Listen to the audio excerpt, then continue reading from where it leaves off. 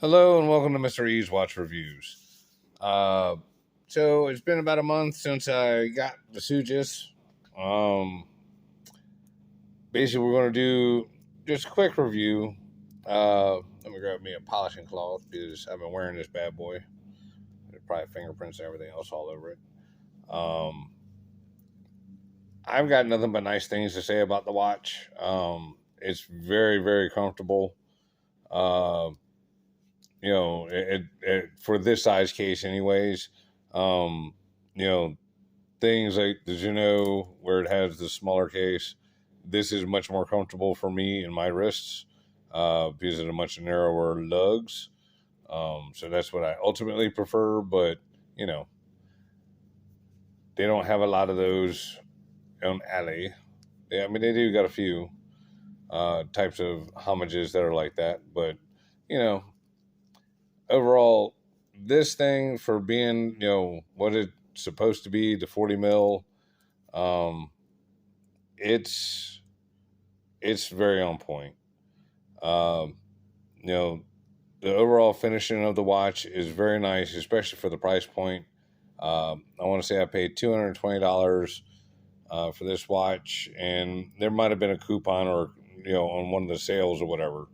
But the bezel action, very nice. Like I said, it does have a teeny bit of back play, but not really. It's actually kind of gotten better after wearing it. I don't know if I bumped it or something like that, or banged it on something and it got better. But see, like right there, you can just see that little bit of back play.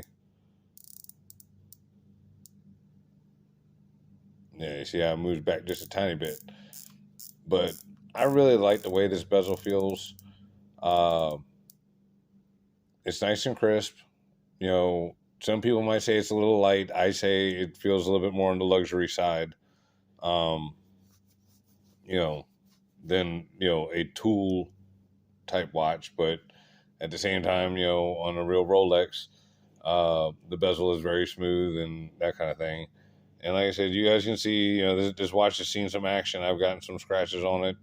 Uh, that's one thing I don't really care for about with the high polished sides. Um, Especially, somebody like me, you're active and everything like that, but you get scratches all over it. Uh, the bracelet's holding up right nice. Again, got some scratches on there, but they don't show up too bad. Now, I'm going to show you all one scratch that I got on it that, ooh, you know, but you don't see no rust or nothing like that. And I mean, I've been wearing it and washing my hands and everything, which that's really important. Anytime stainless steel is damaged, it can rust. Uh, but like I had some El Cheapo buckles on some like really cheap bracelets, and as soon as it got a good scratch in it, that was it. Uh, the rust came like nobody's business. So I had to basically use it for parts and stuff like that because like I said, even with putting some WD-40 on it, it did not go away. Uh, but this looks like they're using some decent, good quality stainless steel, not like just a stainless steel coating or something like that. Uh, but yeah, um, at any rate, gentlemen wanted to know the dimensions of the watch. Let me go ahead and get to that, get all that out of the way. All right, calipers are zeroed out. All right, so measuring it at almost 41 millimeters and 40.6. The bezel on this thing is a 40 millimeter bezel, but the case itself is 40.6 millimeters. Let's see. Lug to lug is 47.9, and with the male end links, pretty close to 51. It's only 12.6 mil thick. If you want to include the sapphire, or not the sapphire, but the Cyclops, 13.8 with the Cyclops. The crown is 6 mil. Let's see, the bracelet goes from 20 mil here and the links go from 19 mil down to, I think it's like 15. Yep, 15 mil, and then the clasp goes back up to 17.4. You know, nice, solid, rugged ass watch.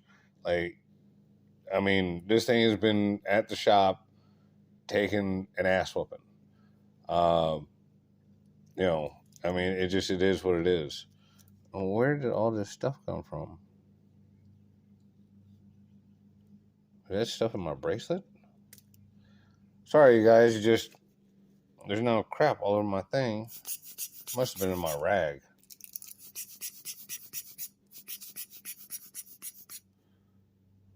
I know I cleaned this whole area off right before I started filming. But yeah, you know, the glide lock system in this thing is top notch. It works absolutely perfect. You know, very gentle. You know, like I'm not having to really force it or anything like that.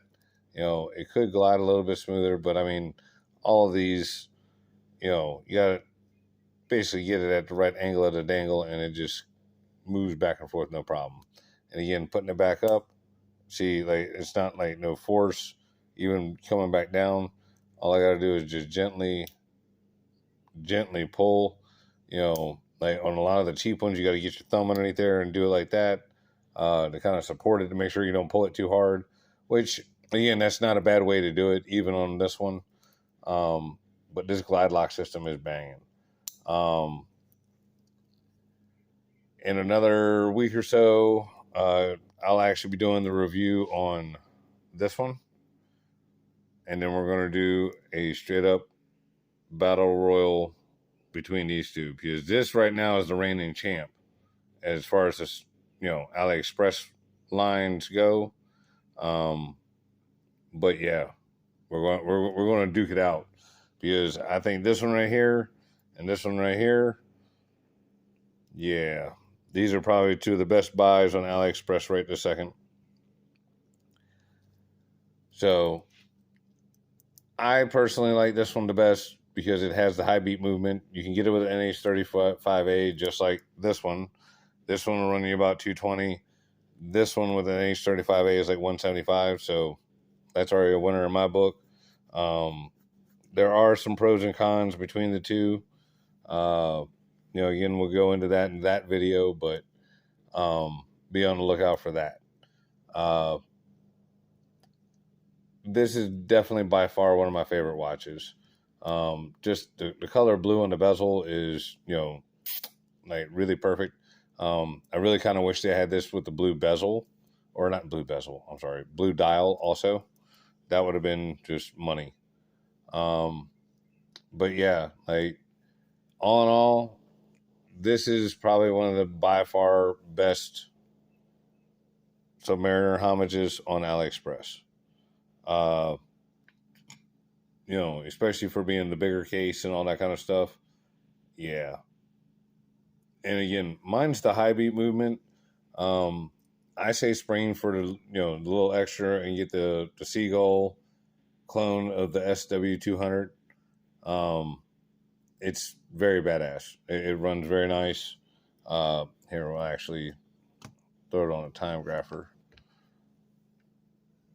Let me turn that on. Make sure this is good and wound, because I haven't been wearing it the last couple of days. Here, you listen to the crown action.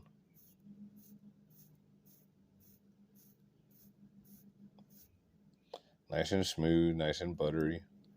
Same thing with like the stem action and all that stuff, like the screw down crown. Beautiful. It's money. All right, so when you put that on there, and we got to change this real fast.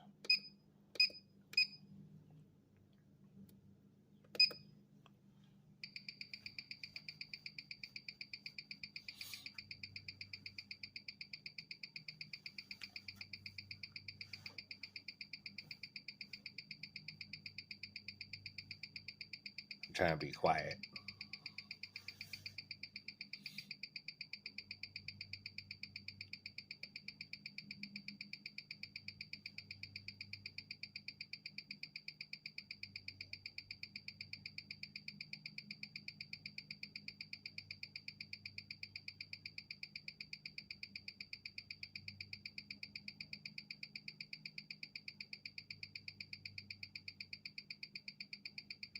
Alright, I just want to double check one thing because this thing was running just a little bit more accurate than this the other day.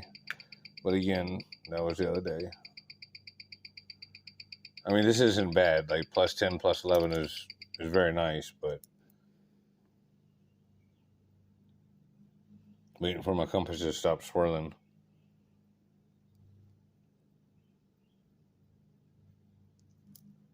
Well, see, this is one of them cases where the magnetism, I guess, was helping.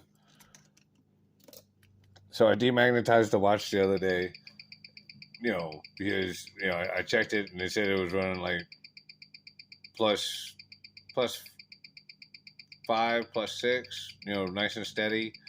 But it looked like it was running a bit fast. Like the amplitude was like crazy high. So I checked it with the compass there, and it was coming up that it was magnetized. But yeah, I mean, it unmagnetized plus 10, plus 11. That's totally acceptable. That's very nice. And here we'll just go ahead and give you all a sneak peek. We'll see what the San Martin says it's running at. I gotta change the degrees here. NH35A is 53 degrees.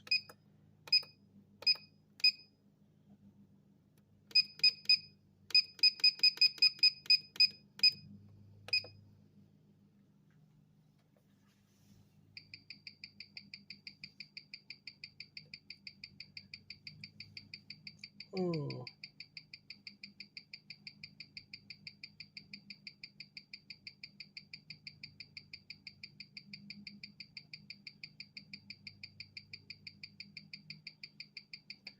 Sorry for the lawnmower noise in the background, you guys. Can't control when the neighbors cut the grass.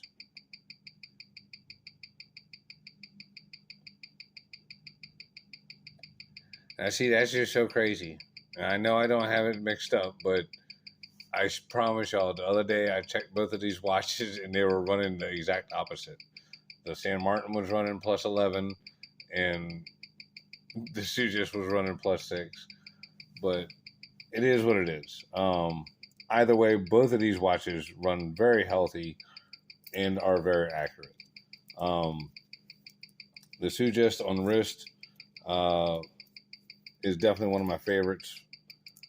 Like the glide lock makes it so easy, or the on the fly adjustment makes it so easy to get a good fit with this watch. And see, earlier I was actually wearing those two different watches, one on one wrist and one on the other. And although they do feel very different, when I put them both on this wrist, honestly,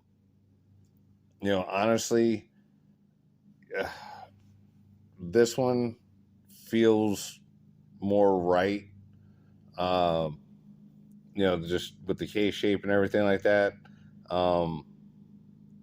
I don't really know why, because I have a lot of watches with this kind of case size, and most of them don't sit this good on my wrist. You know what I'm saying? They'll hit my wrist bone right back here, as y'all can see, it sticks out.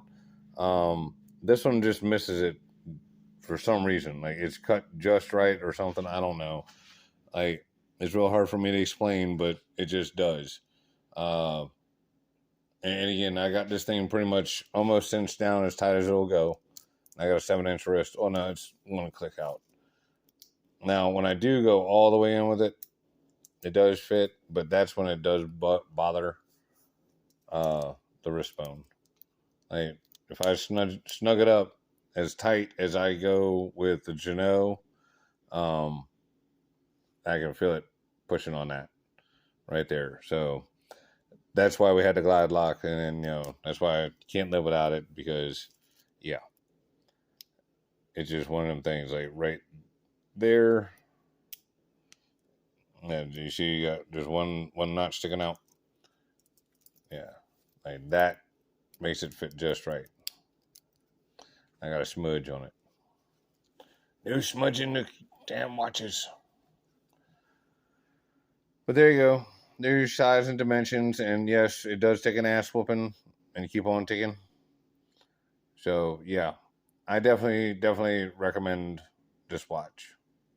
She's definitely a performer. So I'll do the heads up comparison between this one and the SN01111 here in the next few weeks. I'm going to do the full review on that one, and then, like I said, we'll do a showdown between the two. Talk about all the differences between them, the subtle ones and the not so subtle ones. So, hope you guys enjoyed. Please like and subscribe. I'll check y'all later. Bye. Go get you a Seaman.